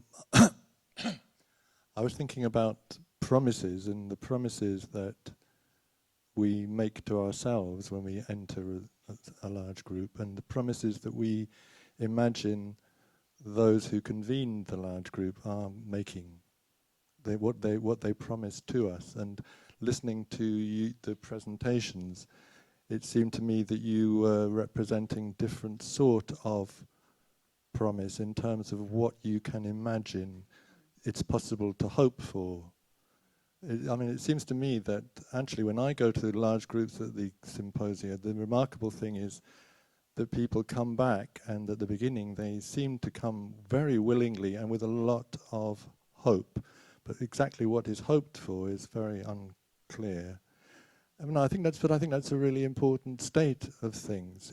Some people can only bear to be there if they can imagine that the world will change, and others somehow go there in order to reconfirm the possibility of living in the world and not being able to change it. And there was something of that in the way that you were presenting the project, the work that you're doing if you're convening a group. I think some pressure is on me to respond to that. No, it's all internal pressure, I suppose. I agree with that. I'm not even sure, or not all of it, but some of it. I'm not sure that I would think about hope in quite the same way. There is some extremely unrealistic hope, and there's some mature hope which is brought into the situation. I think that the group analytical community kind of carries some of the mature hope and even some of the more idealistic hope. At the same time, over the last 40, 50 years of large group experience, there is a kind of paradox or an irony in that there has been a kind of movement of people interested in the dynamics of large groups. It may be ritualized, but it may also be part of the insignia identity of group analysts. And really all over the world, there are activities in which people seem to feel that participating in large groups is very important. Now, I tend to think that the reasons that they give are bizarre and extremely hard to understand, but underneath these reasons is something like a very passionate commitment to bringing about a more just world. And it's very easy to be cynical about it, but that's not me. And what I actually see is that people like Pat DeMare, more than most, in retrospect, initiated a movement within the group analytical profession, broadly defined, in which the application of some of our root professions can be realized a little. And I believe that, otherwise I wouldn't keep doing it. And I do find that over the years, for good and for ill, there has been an effect on people in that their participation in large groups seems to give them confidence to say that they want to make a better world without feeling silly when they say it, because it sounds like it's a very adolescent statement, but it isn't. It really isn't. So that's sort of how I would respond to your question. It's not an answer, but it's a response. Thank you all. It was for me all you said very, very important. I'm thinking about this kind of workshops for our society. I don't know how others feel, but I feel as this is so precious, something very important for me at least, but I feel it somehow here. And about continuity, as you, Gerhard, said in the organization, at least 18 months, my fantasy is to have a process of this kind of workshops where we can really don't have this very small time, but really go on with thinking. And like in this other organization, as you said, Gerhard, that you don't mention group analysis. And what is it that, I'm thinking about our identity. What is it that we don't give us this time more for large groups, for thinking together and working on it? Is there something being shy about this, what you Earl say, this working on justice and a better world? Or we are as a community holding something really in regards to capitalism, 68, and actually it's only becoming more powerful, at least to my view. And that we are trying to see where we are in all this and what we are holding. I wanted just to say something, because talking about organizational work and group analysis, I used to be asked, well, to go in and work with teams and in all kinds of situations that have nothing to do with group analysis, and I wouldn't tell people. But the moment you put a circle in a room, people get suspicious. And usually the comment is, oh, you expect us to spill our guts, do you? That's so often that's said to me, oh, is this AA? And then some really interesting stories emerge. But I did use it in one situation where I was the director of an architect's department, which was threatened with closure. So it was a crisis. And I was brought in to work with that as the architect, not as a consultant. I mean, I was a consultant, but not necessarily to do what I did. And every time a decision needed to be made or we needed to do some thinking, I'd get everybody together in the room in a circle, but with a flip chart, and just put the questions and the dilemmas to the group, and they would work with it. And actually that department survived, well, thrived for another 10 years at least. So but at no point did I they're suspicious, and quite often people will say, "You some kind of therapist or something." So it's interesting, and I think it's because of the culture and the way these things are thought about culturally. Just quickly, I may not have emphasized sufficiently that I think that large groups are a very interesting and valuable modality for learning about their contextual organizations, those that sponsor them, and for learning more about the societies in which they occur. I just want to emphasize that. It's an excellent opportunity to study these contextual entities.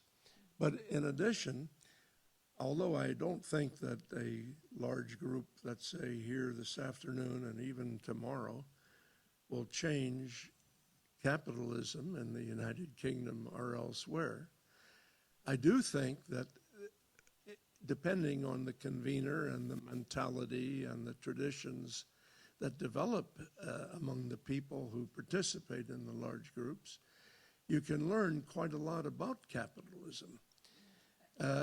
Quite a lot. Yes, but open ears, you see, that's a very interesting possibility here.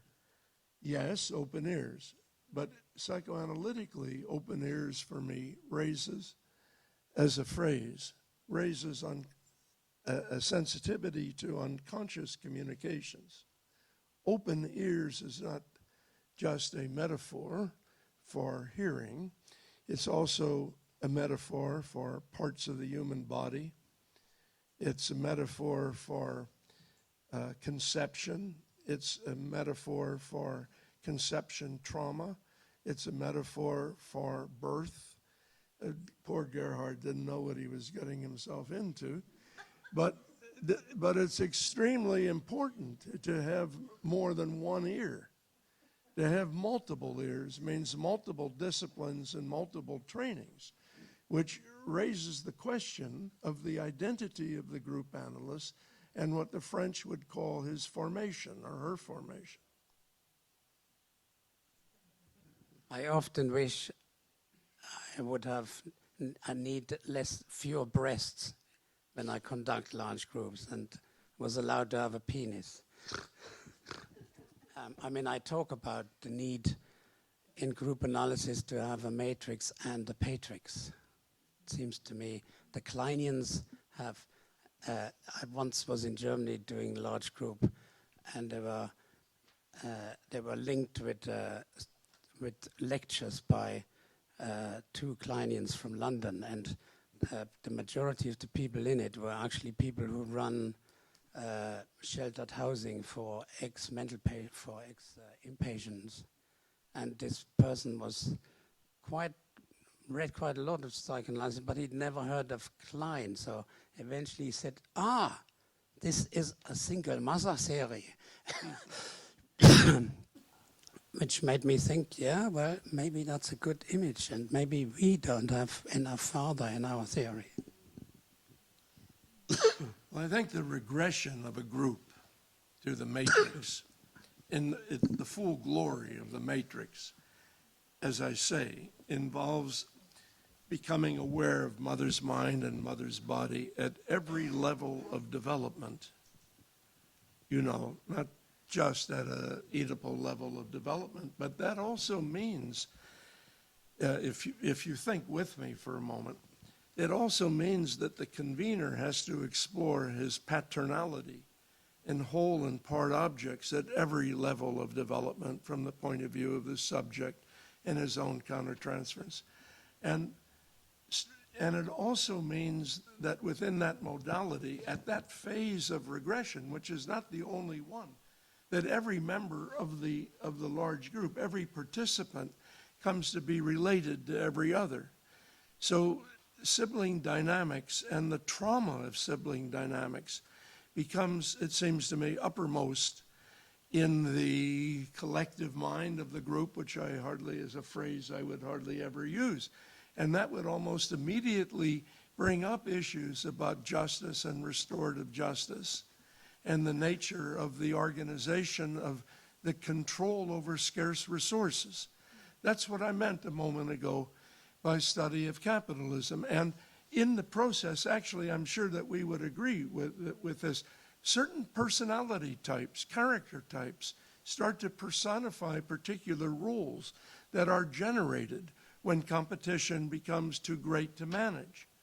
And then you can explore the dynamics of the kind of people who succeed in certain kinds of capitalist organized societies and those that succeed in other kinds of societies. So you can learn quite a lot about it. I feel one of the most important things Pat did was that he was able to link the infantile drive organization with the notion of value, of social values and norms. And that is also a Kleinian idea in a way. The change from the schizoparanoid to the depressive position is a change of value systems. And I think this is an important element in the whole thing. And I don't see this in Fuchs's more traditional Freudian understanding. But if you can move from polarizations to a depressed state, Yeah. and ongoing groups go in and out of that depressed state. And Pat used to talk about having to sweat your way through it. It's terrible. Can I come back to the issue of learning and searching unconscious through large groups? What I take from the 3 lectures, for which I thank you very much, is something about equivalence that Earl spoke about, something about the deep architecture and formal aspects of large groups through Teresa, and something about time and process through Gerhard. And I'm trying to make something out of these 3 very important aspects that are being spoken up here. And I want to think together with you in what way the fact that we perceive small groups as a more continuous process, as different from large groups that we perceive as more rituals, events, something that connects with Marina's contribution. In what way do this influence our possibility to search? In what way these bring us to more aspects of enactment and acting out in large groups, also because the aspect of non-continuous and event-like search. Thank you. I think that's a great question, comment. A great question, comment. And my first response to it, based on experience, I haven't fully theorized this, is that birth and death are omnipresent in the large group experience in a way that they're not in small groups, partly because of the continuity issue, but not only, much more because of the bits and pieces and particles that characterize the fully regressed mind, which is experienced in multiple projections, so that the whole idea of bringing things together into an object that can survive our attacks is very present. So we might be in a birth experience now, we don't know where it will lead, but you can be sure that there will be a version of a death experience, for good and for ill, before we leave. And many people need to avoid these dynamics.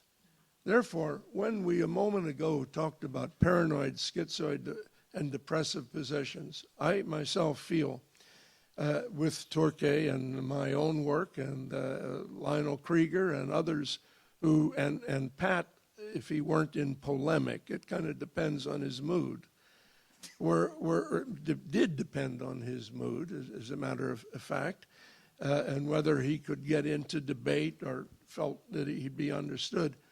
We go beyond paranoid, schizoid, developmental position and anxieties to the fear of annihilation and to the otigious to the autistic contiguous position, which is pre-paranoid schizoid. It has to do really with reality or unreality. And I believe that that's what you're bringing into question. And this is beyond messianic issues to do with pairing and birth.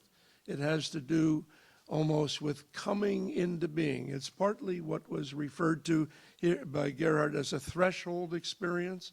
Another way an anthropologist would talk about it, and we would talk about it, has to do with a liminality experience, which is slightly different from a birth experience. You transform from one reality to another. You go through the threshold of an open door, and you're somebody else on the other side.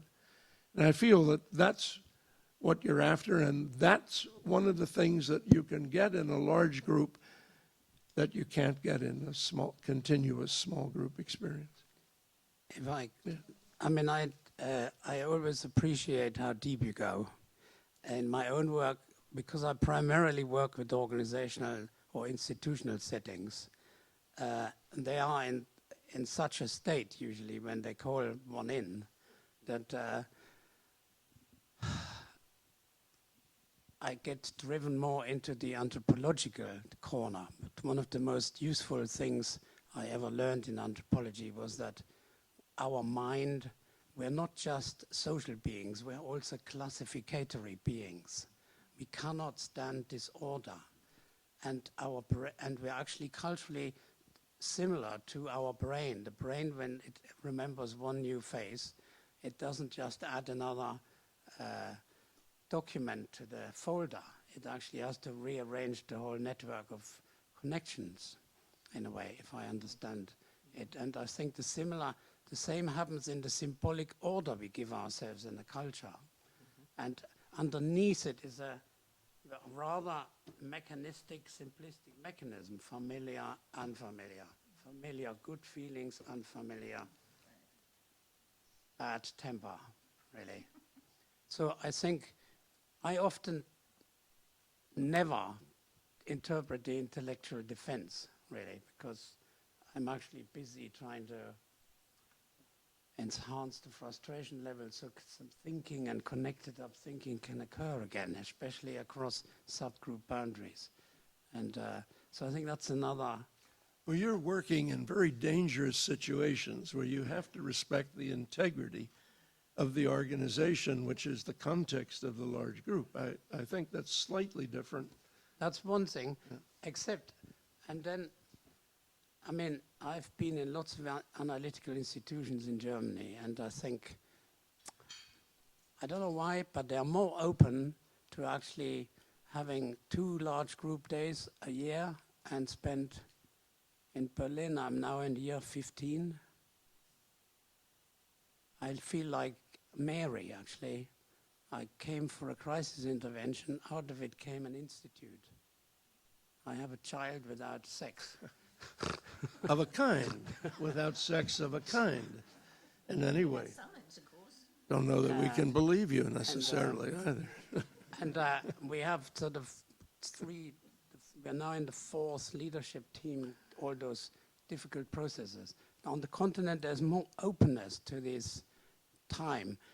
I'm very frustrated with the IGA, I've been for decades, that this sort of token one large group.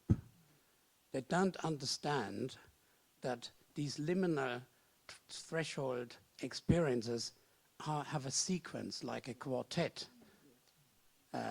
with harmonic bits in it and atonal bits.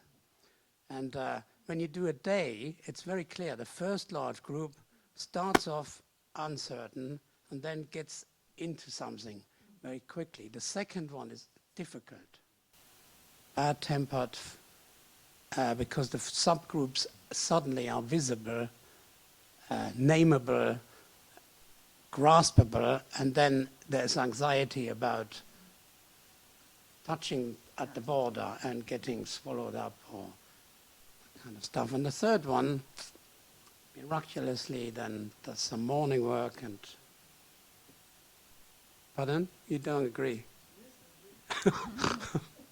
So I think, that for me, that's another thing. It has a music, this social drama of the large group. Yeah. So I think if you take on the societal bit, I would just recommend conceptualize enough time, and enough groups.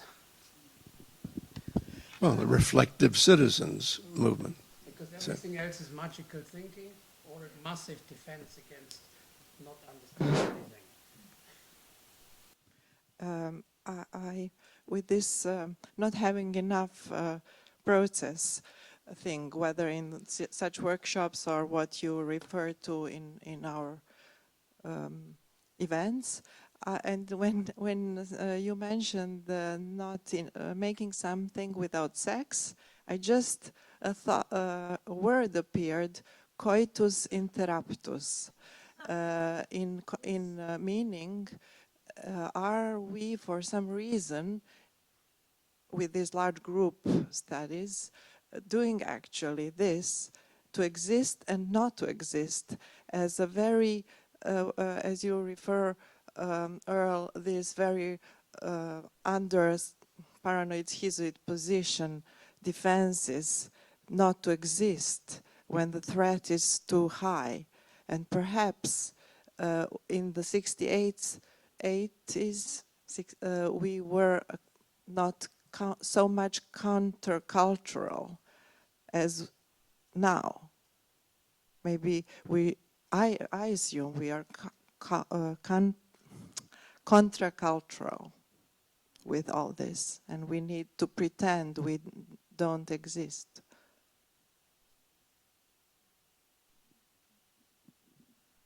It seems strange that the quarterly members group hasn't been mentioned, which is 4 times a year and is more than 32 people, usually, if we're talking about a large group. And I think there's something about what we own, because this is actually GASi that's meeting here, and that we put it on the IGA as if other things aren't happening in the world. And I do think that's happening. I think the shadow large group, which continues to meet and continues to develop and continues to explore, and currently has been running without a convener for the last 2 or 3, because there's been a culture that convenes. And so I do think there are exploratory things happening. Let's just see if we can clarify that for a moment. I don't think we should lose it. If I understand correctly, you were saying that there started to be a consensus that it is fairly rare for large groups to be continuous over a fairly short period of time that coincides with a workshop or something of that sort. Maybe you have 5 events or even 10 events or whatever. But you're saying that however rare it might be, there are a couple of events that you're involved in which are continuing and ongoing, and that it may very well be the case that unique in the proper sense of the word, unique in the world, they would be the only opportunities within which you could study something like large group development. I think that may be what may be true. I don't know if that's what you're saying, but that may be true. That it would only be in the continuous large groups in which most of the members know one another, that there could be an opportunity to study proper development. I think it's a different kind of development. Well, I mean, I can accept that, well, but there is longer-term development. Yeah, because I do think that sometimes when people talk about the persecutory anxieties, it's referring to a group of strangers, and even people who know each other well, who are pretending they are strangers, and somehow the conductor gets into a particular role in relation to those people, as if it's not an ongoing conversation. And I do think we deny the way in which we potentially build something together each time we meet. No regression takes place in those groups? I think regression takes place all the time. That's worth saying, however, isn't it? Yeah.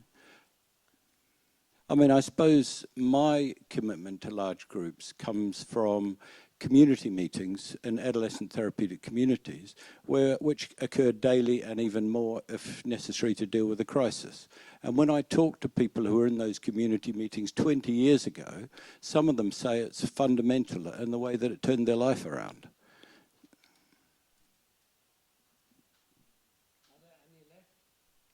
Yes, but not large in the way that they used to be, because there's so much monitoring nowadays that, you know, in the way that you used to have 50 or 60 adolescents in a community, now you're unlikely to get more than 10 so that they can be monitored and safeguarded, which is a bit sad. Are you disagreeing with something that was said here? From your tone, it sounds like you're disagreeing with something. Whereas I find myself agreeing with what you're saying. I think I was disagreeing with the emphasis on the IGA, as if there was something that happens occasionally, rather than where I started, that there's a quarterly members group that happens 4 times a year and has been going for several years and is represented by quite a lot of people in this room. And is GASi. Even in the idea we have a group every month, a large group every month in training, which goes on, and some of us have been there for many years. So that's something that is a continuation. I'd be interested to hear more about the regressive influences and the pathological or pathogenic equivalence enactments that take place in these groups, despite the point that you're making that they occur continuously and so on. But I don't think that that splitting should be let go unnoticed. There must be some kind of regressive and equivalence influences that you all are dealing with or not dealing with. Oh, I was just going to say that almost all the groups that I conduct are ongoing in a way. They're not every week. And I was just thinking about a very simple example of a progression with a group that I've conducted over the last 5 years in Australia. Once a year, 9 sessions over a weekend, where it's more or less the same, not exactly the same, but there's a core of people who are the same. And in the first group, there was a comment from somebody at the end of the weekend that said something like, this is a very patriarchal group. And so somebody said, well, what do you mean? Well, everyone seems to be concerned with outcomes and you know, how this works and so on. And I made some comment. It was just after Tony Abbott had been elected, and he, after being very harassing to Julia Gillard, the female president, and said something like, Prime Minister said something like, well, I find it's not surprising if one elects a Prime Minister who can harass a woman Prime Minister. And I mean, it was awful what happened. 5 years on, there was an event that was enacted sort of in the lunch break, but came back into the group, which also was to do with patriarchy, but it could be talked about. And something had happened in those 5 years which shifted something. And whether that's equivalence but it was, you know, it was interesting how that had developed over time. I'm afraid that's time for us to stop, have a break for tea. I want to thank all the speakers very warmly and all of you for your participation.